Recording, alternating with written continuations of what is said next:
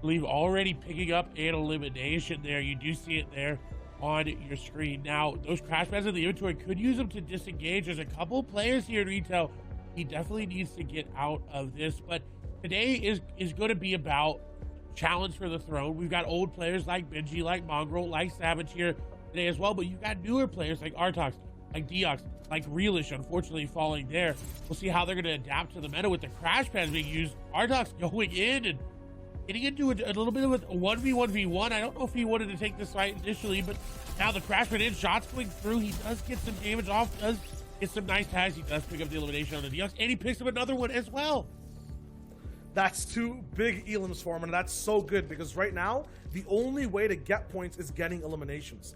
Those kind of two things go underway because you have to pick a top stop first to be able to fight from. Right now, we'll see Razan Maher doing that straight up. Shoutouts to Amar, probably doing a watch party right now too. He's going straight up for these shots. In his face is an SMG, but it does not matter because the tac shotgun, even with just 8 bullets left, does big damage. Doesn't have the HP advantage anymore. The big shield was popped. He is going to try to crash pad in, but accidentally going to go over there. And we're going to be looking at Snap's POV of how he starts off a tournament to kind of bounce into almost top 5. I believe he was top 20 when he wrapped things over, but this is him close and personal, actually getting taken out. So, okay, I'm not going to say Castro's curse. Sometimes you have to lose a game to win a game. So maybe that's his strat. We'll see what happens. I'll see what happens, but Keon Ray will be the one to control Salty Springs. Legends all around. We've got Mongrel as well here today. He did clutch up with an 11 elimination. First place last game. It was absolutely insane. He's here today. Kylix is here. Definitely a staple name in the European region. He's actually going to go for a little surprise shot, and he does hit it. That player's going to be very, very low, if not 1 HP. The continued pressure should net him this elimination, and that's going to be good. Because, again, these are the only points you're getting right now. 4 more players need to fall. Kylix, though, does have the disadvantage now with the chug splashes going off. He's not in his own boxes. Trying to get in, trying to continuously put the pressure down, and he won't be able to find him just yet. Trying to take the wall, he does, and the code goes in. The shot's gonna go through. He misses one, but he capitalizes on the second one, and Frizzy is unfortunately gonna get fried there. Over Tiki had the miracle Cinderella run, and then unfortunately fell there at the very last moment. So an amazing, amazing month for Savage. We'll see if he's able to keep it up as we swap away into a fight here just outside of Salty Springs, which seems to be a hotbed for fights, but wait a minute, we've decided to disengage. Jason trying to get some Storm Surge tags there, and he's going to get a beam, but the beam is going to be traded, so this is kind of just a back and forth. Who wants to disengage first? And now Jason going to be the one to prompt that disengagement, but not just yet, as the wood going to prompt that player to go aggressive. Yeah, this is kind of the merging of two different portions of the game. We've been tuning in with so many fast fights all the way early on when it comes to just owning your POI. Now we're getting a little bit towards that mid side. Good shot there over from Slove. It looked like he was about to go down, but he had a nice 2-tack to wrap things up. Savage is already using one of those big fast minutes of time to just get past this storm line. It's not really good to be here because you never know who exactly might push down onto you, how far they could be in zone. He could also turn into the hunter, the predator. He does. Savage goes down with some nice shots on a Savin. He gets taken out, and that's an easy pickup. It looks like he had some very nice sub 30 placements, so getting a lot of points out of every single game. About 3 elims per game too. Right now he has done, looks like it's going to be an end game warrior type of beat we're looking at from Recon here. This position though will net him a quick one onto Mick. He goes down. Recon gets all the way up in points, and 2 might seem low right now. Just take in though between first place with the top 3,000. I just want to see what he can do in the top 100 when things are slightly more consistent, when you know what to expect every single lobby. Right now though, you're right, like 15 people, 14 now need to go down as Robabs gets taken out. Storm Surge is going to be underway in just a little bit when this zone basically ends up locking in. Dexy goes down to Recon, who now has 2 eliminations. Remember, on average, he gets 3 a game, so this might be a very hot and fast game for him. I think someone actually landed over, possibly, onto his base.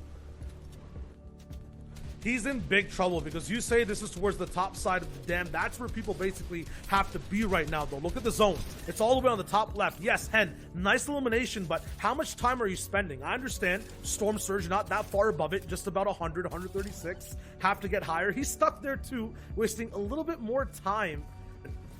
As that half and half finally starts to lock in, Storm Surge is active. 2 people need to go down. Thomas is taking the big flyby and not getting shot once. Nice, slick rotation. I was worried about him there when he started pulling that glider just a little too early. And oh my God! We talked about his snipes. We talked about Thomas HD hitting him time and time and again, and we hop on board, and he gets the grappler. That's such a huge... A glider gun in his inventory. He has the #1 counter to the shockwave launcher in this game, and it's Thomas HD, like the man who places near the top when he's popping off. And right now it looks like he definitely is. Hands are hot, aim's even hotter. Still, there's so many people lurking in the shadows. Benji Fishy down on low ground, not a typical position we usually see him in. He's usually somewhere mid ground towards these half and half zones, looking for his base. With the launch pad, he can quickly reposition. I'm keen on seeing how Thomas will play that mid ground. I also want to know who has this shockwave launcher. As we know, it's the most likelihood of winning when you have that weapon in your arsenal. And right now we haven't seen it yet. Caddy has not really made its mark or its statement in game 1.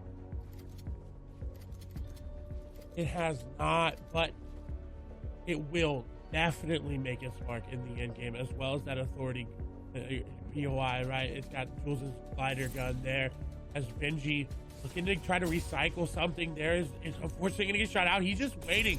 This is a predator stalking his prey right now. Benji knows exactly what he needs to do. Is going to be able to recycle a pad. He's got one in the inventory. He's got a harpoon there as well to try to get any sort of recycle. There's 50 players moving. That means now 18 players need to go down before that storm surge turns off, and Benji's not that far above. He's not that far above. He needs some more shots, but not only that, look at where the zone is going. You guys might not be able to see it, but it's definitely going to be going right back over that mountain at any moment. Benji's looking forward. Nice, quick pickup there onto another opponent. He has a lot of materials he can always siphon back into his inventory from distance with that harpoon gun. But at the same time, there's so many people just in the air, volatile. You can't really aim at anyone. Benji decides it's time to go. I'm wasting my time in that position. You want to be ahead of the zone right now, especially, as I mentioned, the threat of the mountain. We're right at its kind of base. Kezix with a nice shot onto Frey. The flopper man is down, and Kezix now has the fish up in his inventory. Another shot over from the storm. Kezix lands 2. Can't really find more, though. Has to play those flops, and now he has to go completely vertical. This is going to be such a hard zone to climb. This is the first time I've really seen floppers right now in this chapter. They've kind of phased out. They're still just as good, but there's other options here. There's chug splashes. There's so much more. But Kezix is playing the old meta very, very well. He's just adding crash pads to his inventory. Makes it in his own, makes it vertical, does pick up some eliminations as well. And now into a top 25 situation. He's in a very good spot. 49 mils remaining. He's recycled things very well. Crash pad there. He's actually going to somehow get height there. It's going to get shot out, but no, doesn't get it just yet, but he will battle for it. And there it is. It's secured. He's got height. I don't know how many mats he's got to secure it with. I just heard that caddy launcher drop down. So yeah, you mentioned it. He has height, does not have the resources to hold it for the whole game, does not have any harpoon guns in his inventory, so cannot actually grab mats. He'll get off of big impact shots. He drops all the way down as the caddy launcher goes all the way up. Now it's a height fight, but at the same time, there's people all the way chaosed into the storm. Everywhere is a bad decision to look at for Kezix to land from, but the shots are there. Link goes down. Kezix in the storm. The risk to actually grab the caddy launcher. He could be the one to win the game. Kezix, from all different perspectives of the zone, inside out, downwards, all the way to the top for height, has the best loadout to wrap things up. It's Teak, Hen, Rezon, so many different players he has to fight though. Kylix also surviving at low. We're looking at one man trying to mutiny the entire lobby, just trying to take control of everyone. It's him against the world. These guys though have their own game to play at low grounds. And I think it's Kezix's world, and we're all just in it as shots are coming through from above. Thomas HD trying to make an edit play on the side. He does. He is going to take down one player. Eddie going to go down. Kezix with that shockwave launcher on height. He's also got the crash pads to break the build so he can shockwave crash pad players. He's got to be careful he doesn't shockwave the crash pad and knock him off height. We saw that before. Thomas HD getting elimination on a Keswick. Shots coming through. That player trying to go up.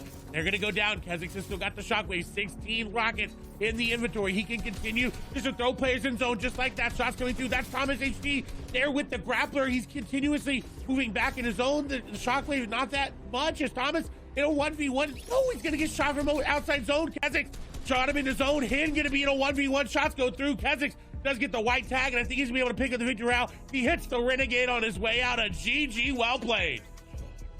That's right, a nice big lead there. Henchman in your second place. Keon Ray there in third. Now, we're seeing just from this first game, it's still pretty close, right? Keswick did pull away some by 5 points with that victory royale and the 5 eliminations combined. We'll continue kind of rolling through here.